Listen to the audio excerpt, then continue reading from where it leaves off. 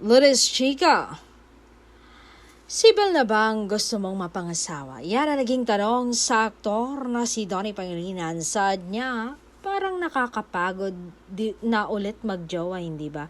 Kasi lagi akong may tanong na kung sino yung first GF ko.